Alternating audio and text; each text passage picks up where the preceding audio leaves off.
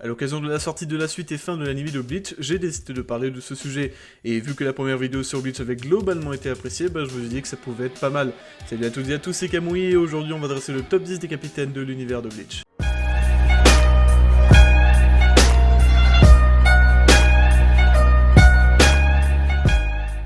Avant de commencer, je ne prendrai en compte que les événements canons à l'œuvre, donc je ne parlerai pas de l'arc des Bounce ou de la révolution des Zanpakuto. Ce cher Amaga Shusuke ou le capitaine des jeux vidéo n'apparaîtront pas non plus dans le top. Les membres de la division 0, à part leur capitaine, ne nous ont pas dévoilé beaucoup d'informations, on les a même pas vus combattre. Alors je les écarte également. Allez, c'est parti. Je vais me faire taper sur les doigts étant donné que c'est un personnage très apprécié, mais il faut avouer que j'aurais pu mettre beaucoup plus de capitaines devant lui. Toshiro Itsugaya est le capitaine de la 10ème division, son Zanpakuto, et Yorin-Maru qui a la capacité de générer et contrôler de la glace. Bien que Toshiro soit un personnage récurrent, il a pour moi été très décevant.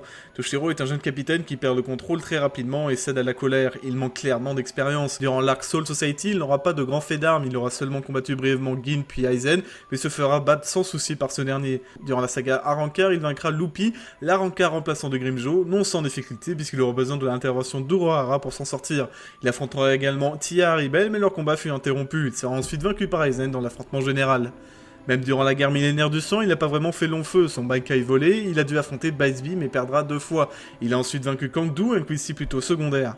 Après avoir été zombifié par Giselle, puis dézombifié par Kurotsushi, Itsugaya participera au combat face à Gérard Valkyrie The Miracle, où il nous dévoilera enfin sa vraie puissance, sa forme adulte. On ne l'a vu à l'œuvre qu'une fois sous cette forme, où il a notamment gelé en un seul coup l'entièreté du corps de Gérard. Et même si elle est puissante, vu son manque d'ascendant sur ses ennemis auparavant, j'ai décidé seulement de le mettre en tant que bon dernier du classement, et à ne pas oublier également qu'il a encore une large marge de progression. Véritable savant fou de la Soul Society et capitaine de la 12ème division, Mayuri est un personnage très intéressant et à l'apparence énigmatique. Ancien prisonnier, il rejoindra sa division en tant que 3ème siège du temps de Kisuke Urahara, personne qu'il déteste d'ailleurs au plus haut point car l'un des rares à pouvoir égaler son génie scientifique. Kurotoshi Mayuri est le stéréotype parfait du scientifique sadique et cruel, vouant sa vie à la science. Plusieurs de ses inventions ont permis à la Soul Society de vaincre ses ennemis. Il s'était déjà illustré lors de ce combat face à Zai Laporo, l'espada numéro 7 qui finira par vaincre. Mais pour moi, son plus haut fait d'armes est celui d'avoir vaincu, avec l'aide de Kenpachi, l'un des 4 Stand Ritter les plus puissants, Père Nida. Et globalement, il a pas fait que ça durant cet arc. Il a aidé Kisuke à ouvrir un portail vers le palais du roi des esprits, et a notamment permis de dézombifier Matsumoto, Kensei, Rose et Toshiro. Il a également mis dans le mal Giselle Jewel, qui est pourtant presque immortelle, et ce grâce à ses recherches lui permettant de contrôler les Arrancar. C'est également un maître en poison et sous Zanpakuto, Hashisogi Jizo lui permet notamment de générer du poison dont Mayuri peut changer le composant entre chaque combat. Il est également capable de restaurer des Shikai détruits ou de remodeler son Zanpakuto, et encore, c'est pas fini, il a même été capable de créer la vie en la personne de Nemu. Néanmoins, ce ne sont pas tant ses capacités physiques qui peuvent le placer plus haut, il ne semble pas être un fin escrimeur et son Zanpakuto n'a pas une très grande force de frappe. De plus, sa pseudo-défaite face à Ishida durant l'Arc Soul Society me laisse toujours un petit goût amer, mais il mérite entièrement cette 9ème place. Rival d'Ichigo durant l'arc Soul Society, Byakuya serait le premier capitaine que l'on verra tout donner lors de son combat face à Kurosaki. Byakuya est issu de la famille noble des Kuchiki et le capitaine de la 6ème division. Véritable tête à claque au départ, le mec était littéralement pour l'exécution de sa sœur alors qu'elle avait pas vraiment fait quelque chose de mal. Après sa défaite face à Ichigo et la trahison d'Aizen et compagnie, il deviendra progressivement plus attentionné auprès de Rukia, qu'elle considère comme son modèle. Contrairement aux autres capitaines vus dans ce classement, Byakuya a été régulièrement vu à l'œuvre. Déjà son combat face à Ichigo durant le premier arc, mais aussi ses combats face à Zomari le Roux, espada numéro 8 qu'il vaincra sans difficulté, et Yamiri Algo, espada numéro 0 sous sa forme Ira la colère. Ce ne sont pas les adversaires les plus incroyables, mais s'ils ont été reconnus par Aizen, alors ils sont tout de même puissants. Durant l'arc de la guerre millénaire du sang, Byakuya se fera voler son Bankai et vaincre par Aznoth. Grièvement blessé, après un séjour avec la division 0, il reviendra plus fort que jamais et sera largement capable de surpasser son adversaire. Son dernier combat en date se fera contre Gérard Valkyrie qu'il sera capable de repousser avec Toshiro et Kenpachi. Byakuya est un grand utilisateur de Kido, mais il a surtout une maîtrise parfaite de Senbon Zakura, son Zanpakuto, qui est pour moi l'un des Zanpakuto les plus équilibrés et complets, lui permettant un panel infini d'attaque et de défense. Son Zanpakuto lui permet en effet de disperser sa lame en milliers de pétales de cerisier très tranchantes et résistantes, cela faisant de Byakuya un personnage très polyvalent capable d'affronter tout type d'adversaire. Et on continue ce top avec l'autre savant fou de Bleach, Kisuke Urahara, l'ancien capitaine de la 12ème division. Kisuke est sans doute le personnage le plus intelligent et imprévisible de tout le manga, capable même de surprendre des personnages comme Mayuri, Aizen et même Ewatch qui le désignera comme l'un des 5 potentiels de guerre spéciaux pour son intelligence. Kisuke jouera un rôle très important dans l'entraînement et le développement d'Ichigo, ainsi que dans le combat face à Aizen. C'est d'ailleurs durant ce dernier qu'on le verra vraiment à l'œuvre, capable de sortir plusieurs sorts de Hado et de Bakudo de haut niveau à une vitesse folle. Il sera aussi celui qui, durant la guerre millénaire du sang, permettra aux capitaines de reprendre leur Bankai volé et ainsi de permettre aux Shinigami de contre-attaquer. Et son plus grand accomplissement dans cet arc reste l'élimination de Askin Laklavar, l'un des 4 plus puissants Sternritter, étant presque immortel.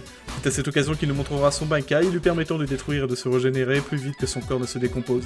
Il y a clairement trop de choses à dire sur lui, mais on peut citer en rafale quelques-unes de ses inventions, à savoir le Gigai portable, les prothèses de Yoruichi anti-Aizen, le saut qu'inferme à ce dernier, ou encore et surtout le Hogyoku.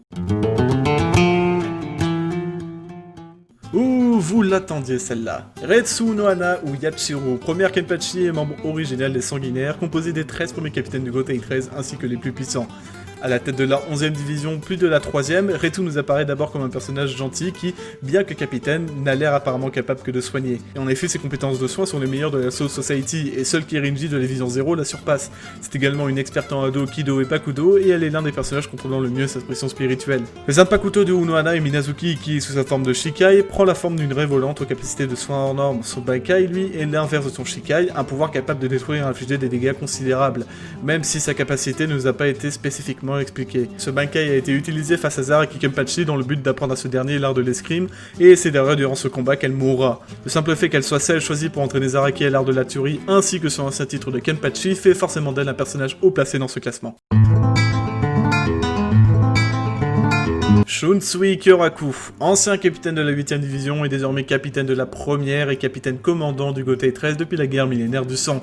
C'est l'esprit tranquille parmi les capitaines, un gars posé, à la cool, qui transpire la classe et qui ne manque évidemment pas de puissance et de charisme. Shunsui est un Shinigami profondément gentil ainsi que l'un des plus anciens encore en vie avec Ishibe Yosube et les membres de la division 0 s'ils ne sont pas morts. Ancien élève de Yamamoto et ami de toujours Dukitake, sous son kimono rose se cache un homme sans pitié en combat. Sans vraiment se fouler, Kyoraku sera capable de vaincre Coyote Stark, l'espada numéro 1, et sera néanmoins pris dans la mêlée et vaincu par Aizen durant l'arc Fake Karakura.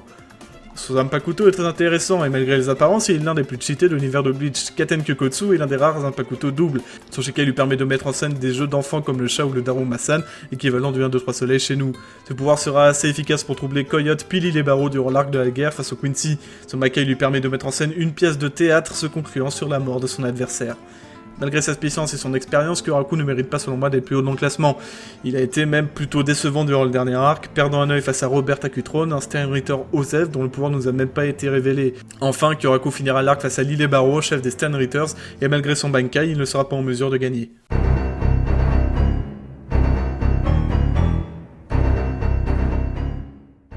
Ah, voici l'immense Zaraki Kenpachi, personnellement l'un de mes capitaines préférés et celui qui possède le plus grand palmarès parmi tous les capitaines cités. Kenpachi est un électron libre qui s'est élevé au-dessus de la majorité des autres capitaines et ce sans même maîtriser son Bankai. Kenpachi a toujours été représenté de sorte à être très impressionnant, humiliant Ichigo et battant Tozen durant l'Arc Soul Society, vainquant dans un combat d'anthologie Neutra à l'espada numéro 5 et faisant d'immenses trous dans les Sternritters en battant 5, dont 4 seuls, dans lesquels se trouvent notamment Grey Mitumo et Pernida parmi les plus puissants d'entre tous.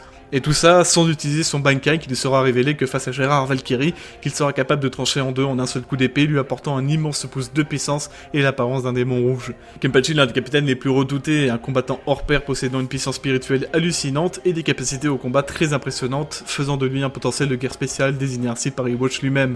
Rendez-vous compte qu'il doit porter un cache-œil brillant sa puissance et ne se bat qu'à une main la plupart du temps. Lorsqu'il se décide à utiliser les deux, il ne perd jamais.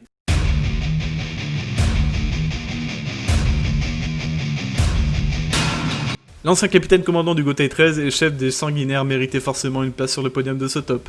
Il est considéré comme le plus fort Shinigami ayant existé durant les 2000 dernières années, expliquant pourquoi personne n'a pu prétendre à son poste jusqu'à sa mort. Sa puissance lui aura permis de vaincre plusieurs personnages dont Aion en un seul coup, Wonder Vice et deux Sternritters facilement durant le dernier arc. Ses combats les plus impressionnants sont celui face à Aizen durant l'arc Fake Karakura, et là où Gin mettra plusieurs années à comprendre la faille de Kyoka Soigetsu, Yamato lui l'a comprise en quelques minutes seulement. Même si ce ne sera pas suffisant pour le vaincre, n'oublions pas qu'il fut peut-être le seul à faire peur à Aizen. De même qu'il sera l'un des seuls à faire peur à Ewatch durant l'arc final, car s'étant déjà fait vaincre il y a 1000 ans par ce dernier.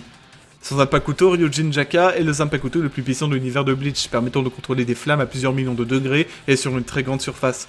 En plus de ça, Ryujin Jaka ne possède pas une, ni deux, ni trois, mais bien 4 formes différentes de Bankai, toutes les plus puissantes les unes que les autres, obligeant Iwatch à sacrifier des Stern Ritters pour lui faire gagner du temps et tuer le vieux Genryusai. Même s'il est mort injustement, il nous a assez prouvé de son vivant qu'il était plus puissant que tous ceux cités précédemment.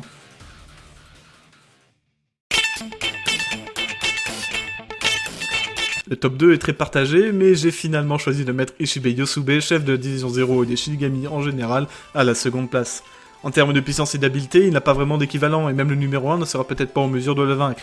Ichibe est la seule personne de la guerre millénaire du sang à avoir fait jeu égal, seul, avec le plus puissant ennemi Quincy de tous les temps. Durant ce combat, même Iwatch ne reviendra pas de la puissance de son adversaire. Ichibe est capable d'utiliser des sorts de haut niveau très anciens, tout comme il a une maîtrise parfaite de son Zanpakuto, de son corps et de sa expression spirituelle.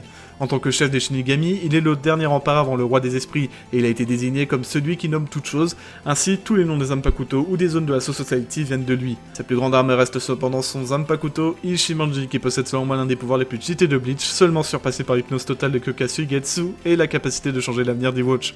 Ishimanji permet de nommer et dénommer toutes choses. Ainsi, si tu donnes le nom d'un insecte, ta puissance sera réduite à celle d'un insecte, qu'importe ta prestance ou ta force de base. A l'inverse, son Bankai lui permet de retirer le nom de ce qui existe. Et quelque chose sans nom n'existe pas, cela signifie la mort de son adversaire. Mais il est maintenant temps de découvrir le numéro 1 de ce classement, et vous l'aurez deviné, il s'agit de... Et c'est évidemment Aizen, l'ancien capitaine de la 5ème division et maître des Arrancars qui prend la première place, si ce n'était pas Ichibe. Aizen est un personnage très intelligent, manipulateur, mais surtout très puissant. Sa puissance était en effet supérieure à la majorité des capitaines avant même le début de sa fusion avec le Hogyoku, ayant notamment mis à mal les Visors de Kisuke Urahara il y a 100 ans durant l'arc Thunberg's Pendulum, et aussi durant l'arc Society, il vaincra sans mal Toshiro et Komamura, ainsi qu'Ichigo et Renji.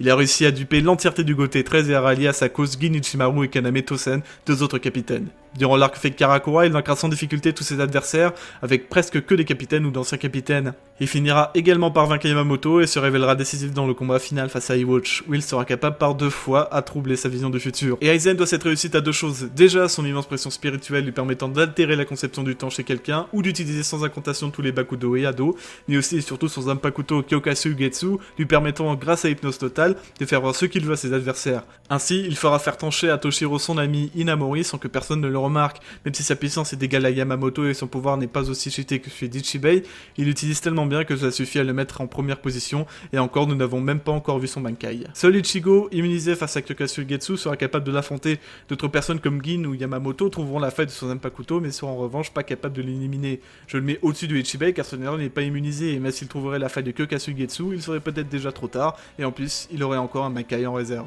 Voilà qui conclut ce top 10 des capitaines de Bleach. Je sais que beaucoup méritaient d'être cités comme Ishin, Yoruichi ou encore Okitake, mais parce qu'on ne connaît pas la véritable étendue de leur puissance, ça aurait été compliqué de faire un vrai classement. N'hésitez pas à me partager votre propre avis en commentaire, à me faire savoir si vous avez aimé la vidéo et ou s'il y a des choses à améliorer ou encore si je me suis trompé dans certaines informations que j'ai pu dire. En attendant, moi je vous laisse, ciao les petits potes.